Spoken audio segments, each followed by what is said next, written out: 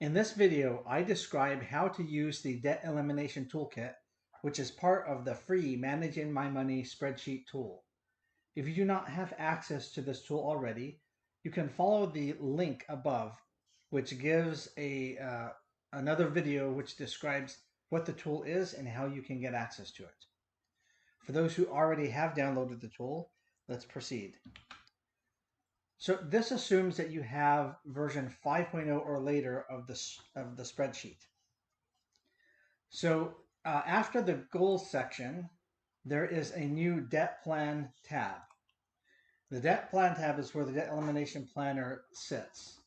This allows you to simulate up to 20 debts and how you can eliminate those debts in the most effective manner. So the first thing you'll do is to enter your debts one by one. You'll give it a name. So in this case, I might call it credit card 1. You give it a starting balance. If this is a loan, the starting balance was the original starting balance. If it's a credit card, you can just put the current value of that amount in that credit card. Let's say that I have a $8,000 debt in my credit card, and then what the interest rate is for the card. So in this case, we'll just say that my interest rate is something like 15%, and then the minimum payment. This minimum payment is the minimum payment that is allowed without incurring any fees or penalties, right? So you can put in here, in this case, I'm making this up as I go, so I'll just put in a payment of something like, $150 or something like that. And then, of course, there is a current balance.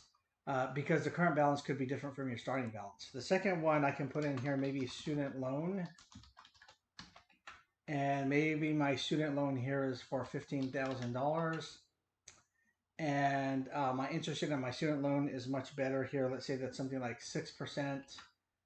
And then my minimum payment on my student loan might be, $100, something to that effect. And then, of course, what the current balance is. And then you can continue going. For example, I might say that I have an auto loan. And let's say that I still owe something like $6,000 on my auto loan. Let's say that my interest rate on that is only 2%. And my minimum payment on that auto loan is something like $400. Okay. Now, in this case, what I can do is I can say that my auto loan didn't start at 6,000, and when I got my auto loan, it was something like $20,000, but now I owe 6,000 left. This is the current balance. And the same thing with the student loan.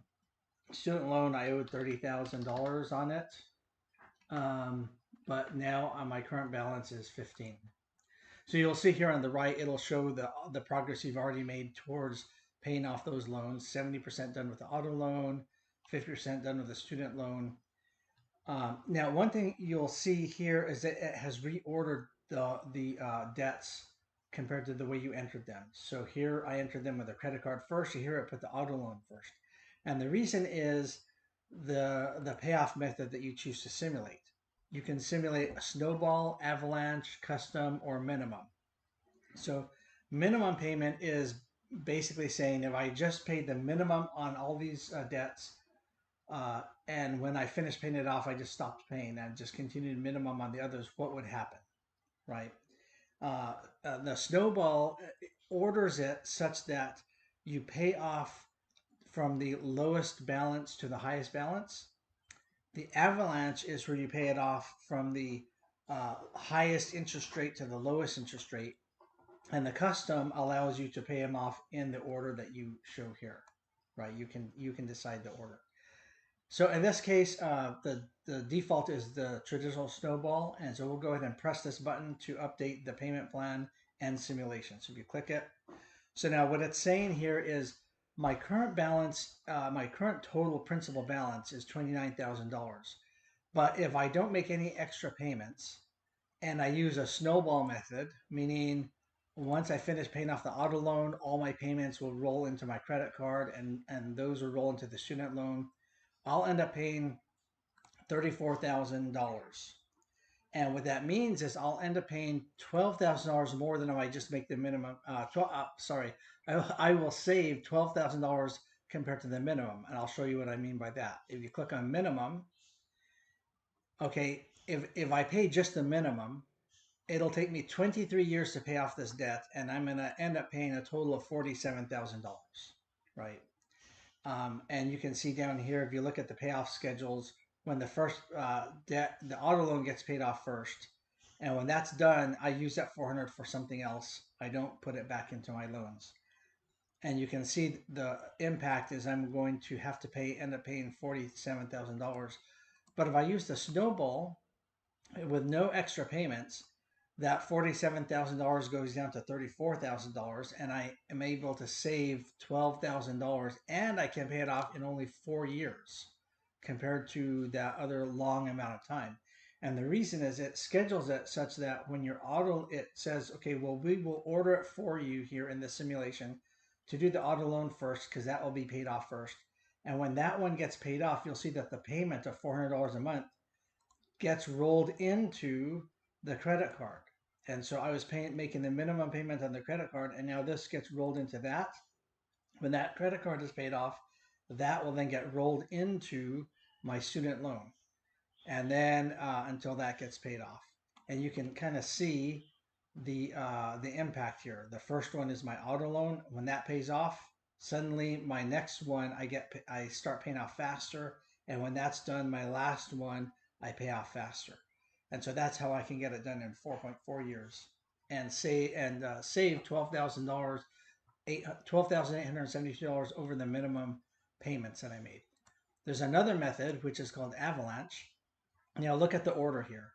It says auto loan, credit card, and student loan. If I go to Avalanche, it will organize them such that the credit card is first because that's the highest interest rate, and then student loan second because that's the second highest interest rate. And auto loan, it says we'll focus on that last because it's the lowest interest rate.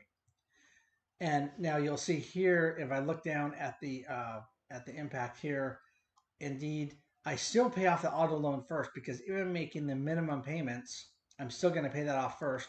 But this time, my money will roll into the credit card, and then at the end of the day, it will roll into the student loan.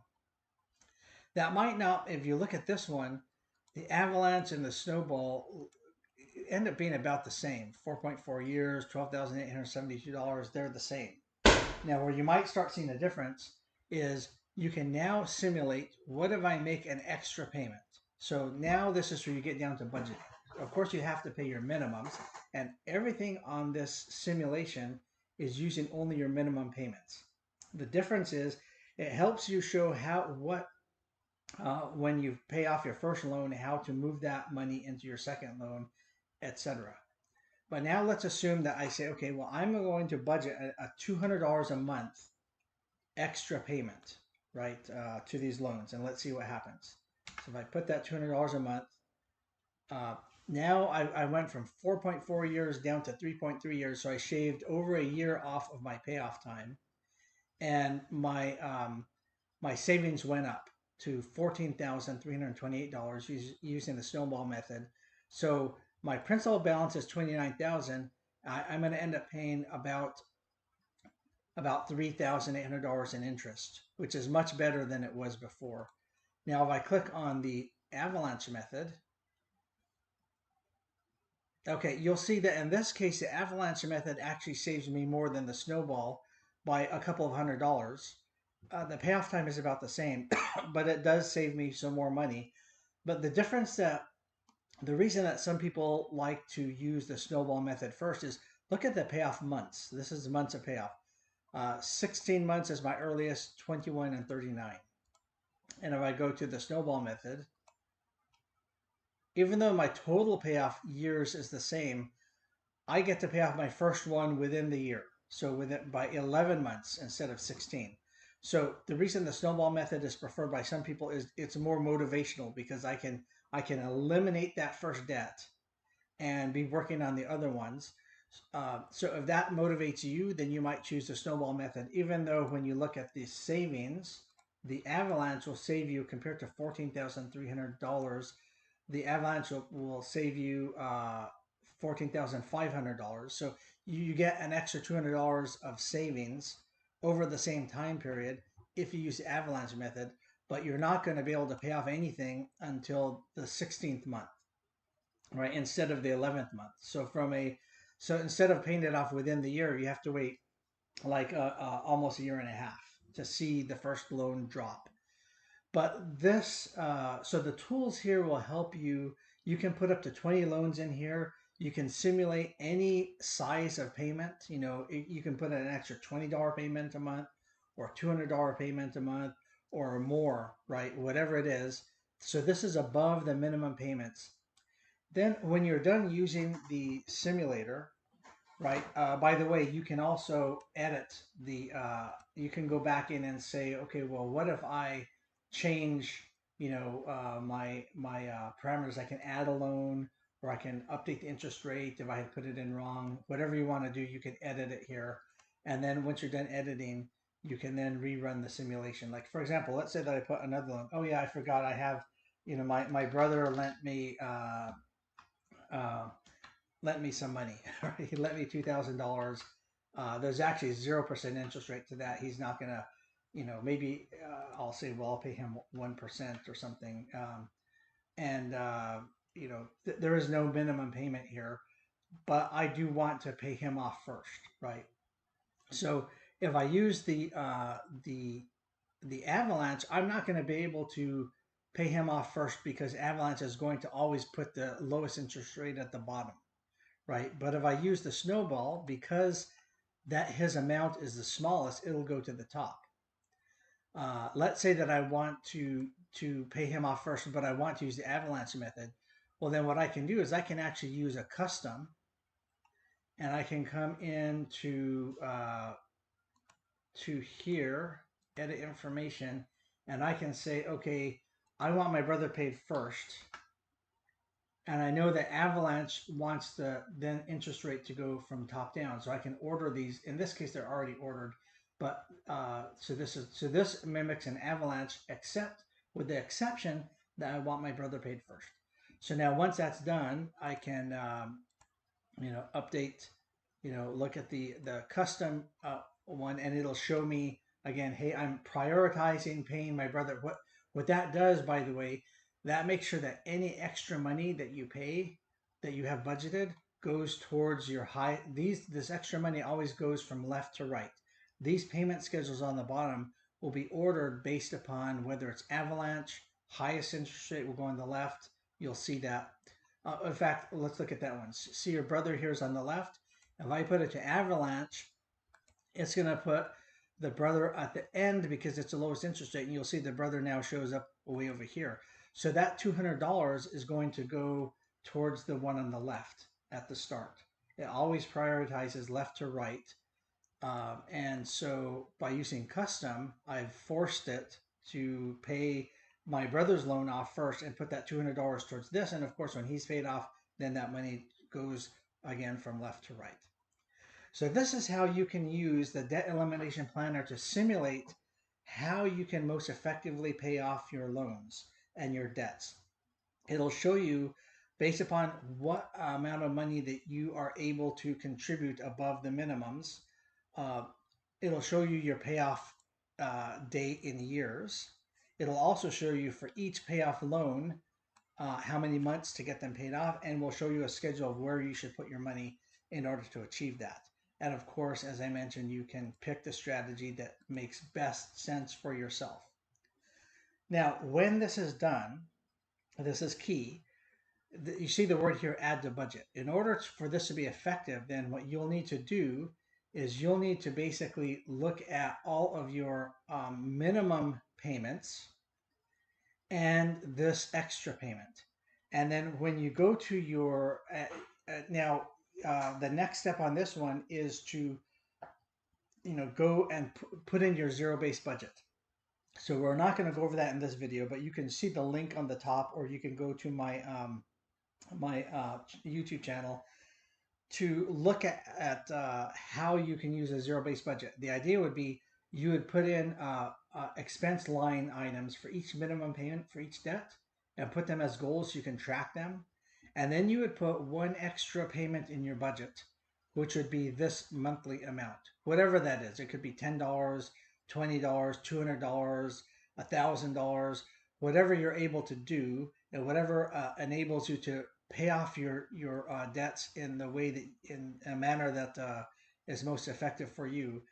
Make sure that's in your budget, because then the zero-based budget, the rest of this sheet is all about ensuring that you can meet that goal, right? Ensuring that you are able to allocate your expenses based on your income, track it on a month by month basis or a week by week basis, make any updates, and ensure that by the end of the year or the end of that you have progressed according to the plan that you have shown here. And then, of course, you can always come here later and update this to see your progress. You can always come back here and you can update the current balance on these, and it'll update your payment schedule. It'll push the current month up to the top and show you the future from now on, how much so your payoff months will drop. So again, I hope that you have found good value in this tool. It's a pretty powerful planning tool. And if you need access to the tool, please feel free to send an email to mmm.expenseplanning@gmail.com. And you can look at the links on my YouTube channel to find out more about the tool and to get access to the download. I will say that it does require a Windows operating system. It does not work on a Mac. And it requires that you have a local version of Microsoft Excel. So in other words, Microsoft Office 365. Thank you very much.